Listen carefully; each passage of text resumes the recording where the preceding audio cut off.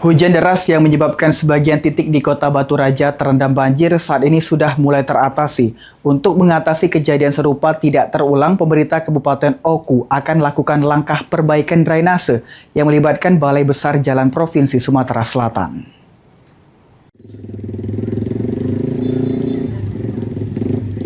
Hujan deras yang mengguyur Kota Batu Raja 2 hari berturut-turut membuat beberapa titik mengalami kebanjiran.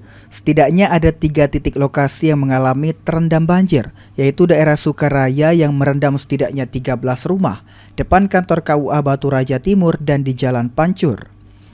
Oleh karenanya, pemerintah Kabupaten Oku saat ini telah berupaya melakukan upaya pengurasan daerah dan tempat-tempat yang terkena dampak banjir, dengan menurunkan 2 alat pompa air besar untuk melakukan pengurasan guna pengurangan debit air yang tergenang. Selain melakukan pengurasan, ditambahkan Januar, pihaknya telah berkoordinasi dengan pihak PU dan Balai Besar Jalan Provinsi Sumatera Selatan untuk melakukan langkah penanganan jangka panjang.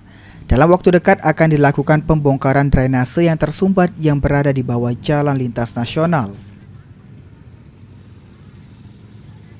Tentu bentuk aksi simpatik dan kepedulian kita bagi masyarakat, kita mencoba untuk melakukan pengurasan untuk mengurangi debit air yang menggenangi lingkungan sekitar, dan kita telah melakukan pengurasan secara 3 hari berturut-turut dan ini adalah hari ketiga, dan akan terus kita lakukan pendampingan untuk mengurangi beban masyarakat, dan insya Allah nanti kita doakan upaya untuk mencari solusi yang lebih definitif segera akan terwujud karena support dukungan dari rekan-rekan PU, terutama dari Kementerian PUPR, Balai Besar Jalan.